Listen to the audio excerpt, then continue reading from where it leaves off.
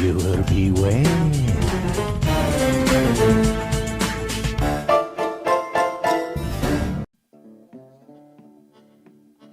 Oh, hello, my National Enquirer readers, and welcome back to Viewer Beware.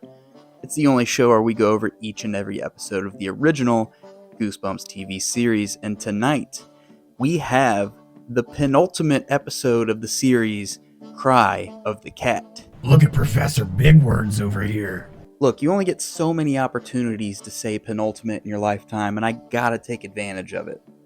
But Cry of the Cat is pretty interesting because not only is it the second episode that's adapted from Goosebumps 2000, but the episode itself has a really cool dynamic where it's actors acting that they're in a movie during a production, sort of like Wes Craven's New Nightmare or like Tropic Thunder. You know, we get a little meta, we get a little tongue-in-cheek, we kind of hold a mirror up to all the stuff that the series has been doing up until this point. When do we get to make a meta episode? I don't know, probably when I run out of ideas and the split personalities kind of drive me insane. So like Christmas? Around there? Anyway, Cry of the Cat is the story of an actress in a horror movie that finds her real life intertwining with her movie life. And sure, we've seen it before, but have we seen it with desecrated pet graves? I don't think we have, at least not in this series. So, get your ears out and listen for the cry of the cat.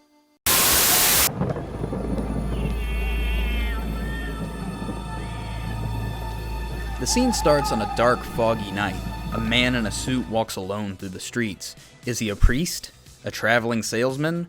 Perhaps a rodeo aficionado? He knocks on a door in town and we finally get the reveal. You called for me. Are you Dr. Mason? Yes, I am the pet exorcist. I never would have guessed that. Not in a million years. I didn't even know they had that specialized pet department in exorcism school. Anyway, Dr. Mason enters the home and is led to what I assume to be the demonic pet. The girl says their cat Fluffy was struck by a truck 2 weeks ago and mysteriously came back home to terrorize the place. I assume because the children were bad pet owners. Dr. Mason prepares his catnip to fight the cat demon on his own, but once he enters the room, it doesn't sound like he did too well.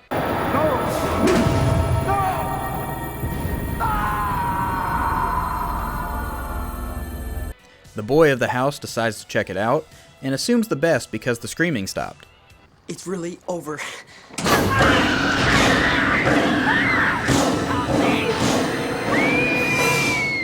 But the attack is cut short when the monster's arm falls off. Turns out, we're on a movie set the entire time. What a twist! The production is pretty troubled, but so is the director. Doesn't anybody appreciate me?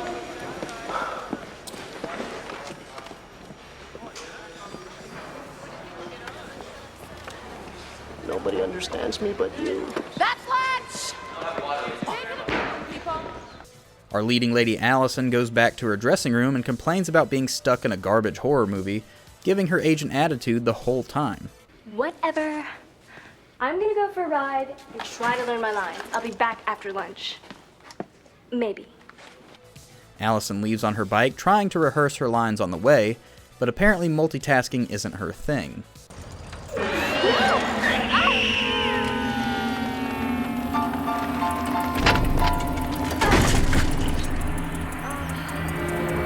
Allison ran over a small animal on her bike and tries to find where it limped off to, perhaps to finish the job. She's led to what appears to be an empty house with the front door left wide open, so she adds trespassing to her animal abuse charges. In the house, Allison runs into a girl named Crystal and lays the situation out for her. Crystal's reaction is fairly strange. You shouldn't have messed with him. Rip's not like ordinary cats. What? What do you mean? You should go. Go right now. But Allison has movies to make, so she rushes back to set. The director reveals that they plan to shoot on location at a real pet cemetery for an upcoming scene. But right now, they need to film her desperately looking for a weapon in a kitchen set. Here. And that's when you find this. The can of spoiled tuna, which later you're used to poison the evil beast. Okay, got it? Great. You're fabulous. I love you. I'm never working with kids again. Allison prepares for her scene by taking a swig of water, only to discover a clump of cat hair floating in the bottle. So she immediately blames her co-star Ryan and pours it on his head before the scene begins. During the scene, everything goes according to the script until Allison gets to the cabinet.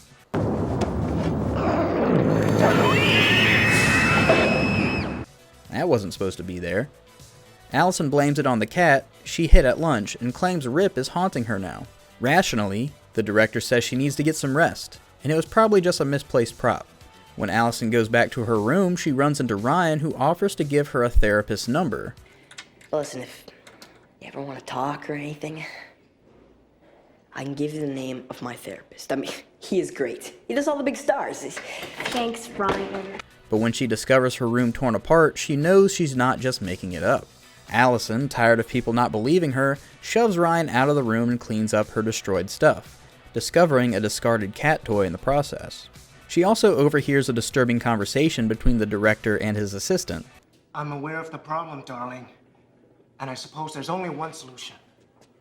Call the casting department. You want to get another actress? No, I don't. But if Allison can't do it, I'll find someone who can. Even though she was begging to get taken off the film, all of a sudden it's a big deal that they are considering kicking her out now. As Allison contemplates her career trajectory, she overhears a ripping noise coming from her bed.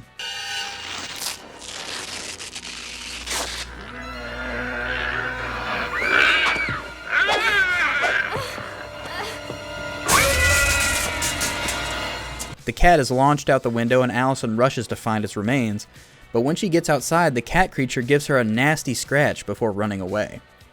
Allison runs back inside to clean the wound, but notices something strange.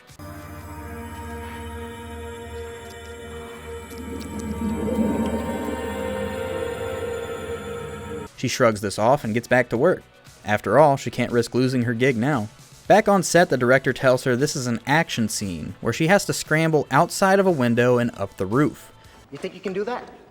No problem, Larry. Ooh, would you like some bread with that? Apparently she's grown a taste for raw fish and doesn't even realize it. After washing her mouth out, she goes to apologize to Ryan for kicking him out the room, but the weirdness doesn't stop. I know that we all get a little weird sometimes. You know, it's all part of the business. I gotta go. Very strange, but not as strange as what happens during her big scene on the roof. What is she doing? Allison? What is she doing? What is she up to? Allison.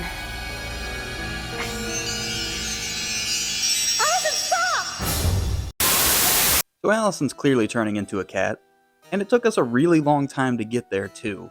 Like, most of the episode was just building up for that last few minutes, and then it just leaves on this humongous cliffhanger. Good thing we can just watch it now and not wait a week. I know, this episode just does not work on its own at all. Unlike Ghost Next Door, where the first episode felt like its own thing, and then the next episode felt like a sequel to that. This just feels like it's one big episode that they kind of cut in half at like an arbitrary point.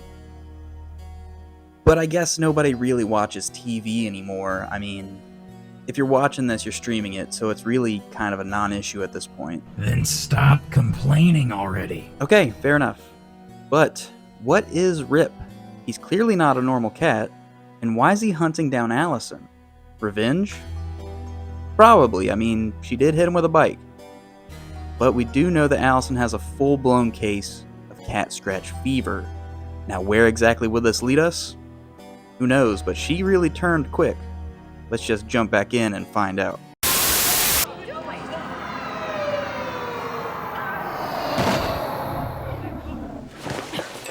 We're back on set, and Allison dives off the roof, but lands on all fours, just like a kitty cat.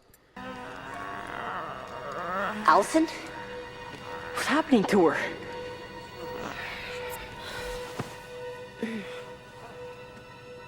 What's the matter? Even though Allison feels fine, the crew still takes her to the hospital where they miraculously find nothing at all wrong with her. The doctors still sedate the girl anyway, and she passes out, begging her cast and crew to not let the demon cat get her in her sleep. Apparently they don't listen though, because that night Allison is all alone and Rip breaks into her bed. But Allison displays her new cat-like reflexes.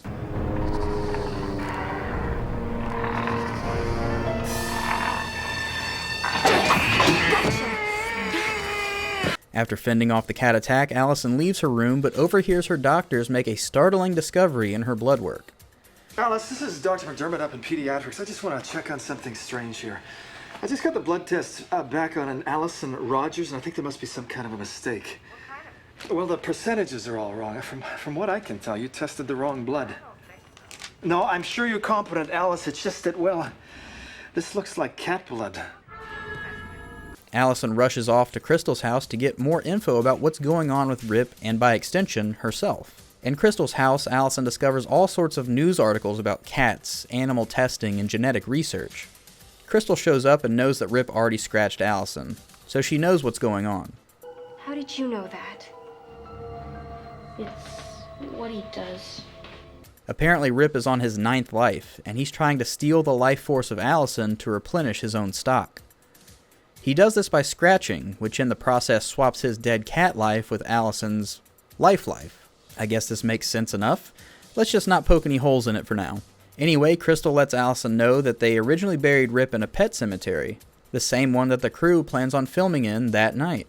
You flash over to the film crew doing their scene with a new girl that has apparently replaced Allison already, despite not looking anything like her. I guess they have a lot of reshoots ahead of them. But what happens if he comes back before we, before we can... You mean before we can find his grave? Yeah, before we can find his... Ooh! This is made even harder because the replacement Allison is apparently a horrible actor and can't even make it through a scene while walking and talking. After the director calls cut on the flubbed scene, he plans to push ahead anyway, and wants to set up the scene where the kids dig up the pet grave, by using a real grave. But not just any grave, the grave of Rip. What a coincidence! Where's Fluffy's gravestone? Right here, Larry. Well, what's it doing over there? It's too far away. I thought I told you people I wanted it somewhere around here. Just tell us where you want it, Larry. I'm telling you, right here. Before the scene can start up, Allison rushes onto set and tells them to stop before they disturb the evil cat ghost. But they shove her aside and desecrate a very real grave anyway. How much further? Keep digging. Keep in mind, this isn't a prop. They just pulled up an actual animal carcass from a real grave and are using it in a movie. I'm sure the Humane Society is all over their asses already. When the kids open up the coffin, they find nothing in there, which the prop director very nonchalantly says, it's not a prop. Cut! There are supposed to be bones in there. We changed the gravestones, Larry. It's not our coffin. What? So whose is it? Before we can process how insane this is, the whole cemetery begins to shake like an earthquake, which Allison confidently claims was Rip. What the heck was it? It was Rip. Oh, please! I don't get paid enough for this.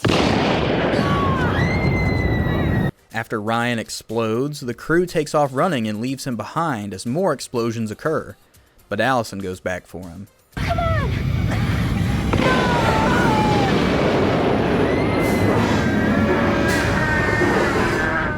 Allison and Ryan run away from the cemetery and straight to Crystal's house, who claims her mom will help them now. She leads the two down to her basement where her mom is kept, and we quickly see why.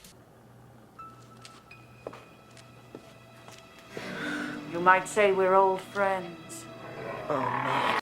Apparently Freaky Cat Mom is planning to give the kids' lives to Rip because they owe him. Cat Mom explained she was working on a cure for some unidentified disease using cat DNA because it's close to human DNA, which I think I need to see a citation on that one. Either way, she was surprised when it wasn't working, but I'm betting nobody else was surprised because you're trying to use human medicine on cats.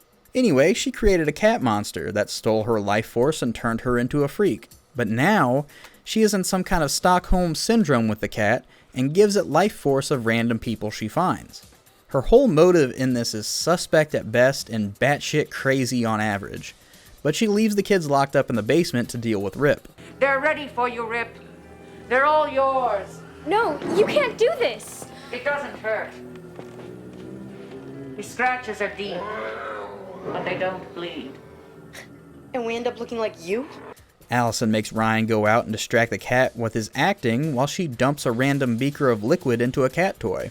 I don't think anyone in that house has any clue what will happen with this chemical, but at least the toy distracts Rip long enough for the kids to run out of the basement. But not before scratching Ryan's leg.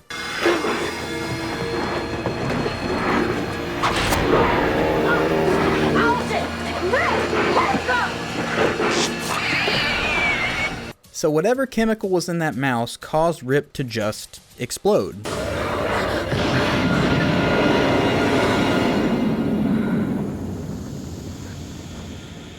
Allison goes back to the basement to see if the cat was really dead and finds just the mouse on the steps, revealing that the cat is now dead and his curse has reversed, making Cat Mom just regular Mom. But wait, it was all a movie? Bravo! That was totally great and a perfect way to break in our new TV. Hey, who wants more popcorn? Sounds good to me. I'll help you. How about some more soda? Not only are they good actors, they're excellent hosts. At your service.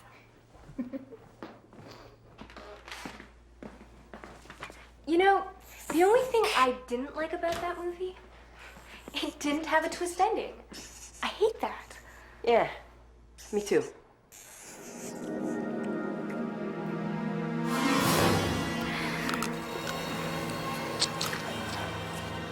I love a good twist ending. What the hell was that? Whoa. At what point did it turn back into a movie? We didn't see that. Were the kids really in the basement? If they weren't, then why was Ryan snacking on rat meat? Maybe the movie they were watching was inspired by real events. Those kind of movies always lie about everything, though. I mean, The Conjuring says it's based on real events, and most of that was proven false. Bloodsport also says it's based on a true event, and that was just a karate tournament in some guy's garage. But what makes this really interesting is that this whole movie within a movie concept was completely created for the episode. In the book, the kids aren't filming a movie. I think the screenwriters just wanted to kind of do something different, maybe. I don't know. Maybe it was better for a fake-out ending. That's possible because, like I said, the kids aren't actors in the book. They're in a musical for the school, but that's way different. Also, it's specifically stated in the book that Allison very graphically killed Rip. Like, she decapitated him with a bike, she smushed him with a prop on stage, and she threw him out a window. I guess that happened in the episode too, but, graphic cat deaths in a book. So, I mean, you can get away with it, but you can't really get away with that inside of this episode. Also, yeah, I guess in the book it is also stated that Rip is just a normal cat. He's not like a disfigured monster, so from the outside looking in, it would just be a little girl, murdering a cat several times over, which, the Humane Society is not going to be happy with that. But anyway, the book and the episode progress kind of similarly, where the kids go to Crystal and her mom's like a freaky cat mom, and she locks the kids in the basement. And then in the book, Rip has a bunch of like ghost cat allies. So then Allison takes like the toy mouse and throws it out, and the cats kill each other trying to get it. And then they just escape from there. And the twist ending in the book is that the next day, Ryan and Allison just still have their cat behaviors. That's really that's lame. it. Yeah, maybe they did do it better in the episode, but it's still really confusing because after Rip's defeated, Allison and Cat Mom completely revert back. But then Ryan still has cat behaviors even though he spent the least amount of time with Rip. But that confusion aside, the movie scenes were goofy and fun. I liked those. The horror scenes were appropriately moody. The puppet for Rip did look really bad though. It looked sort of like a a mix of Rizzo the Rat from the Muppets with Salacious Crumb from Star Wars, that little guy that hung out on Jabba's tail. You know what I'm talking about. Just imagine these two pictures I'm going to superimpose on this editing here. Imagine they had a baby. Picture that in your mind. Rule 34 that. But with that being said, Cry of the Cat is a pretty fun episode that could probably do with a rewrite to kind of clear up some of this confusion, especially at the end where it like fades into the movie. I don't know. It's fine. I'll overall give Cry of the Cat 3 bumps out of 5. Check it out. And if you do happen to decapitate your cat, he could come back to life, but then, all of his scratches are going to be stealing your life force, which I think that's what my cat is doing right now. It looks like he's sleeping, but he's really plotting to steal my life force. He's looking at me right now. He's staring me dead in the eyes, and I am scared.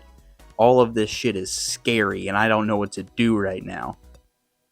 Alright, well, I'm going to end this. I'll see you guys next time. Bye-bye.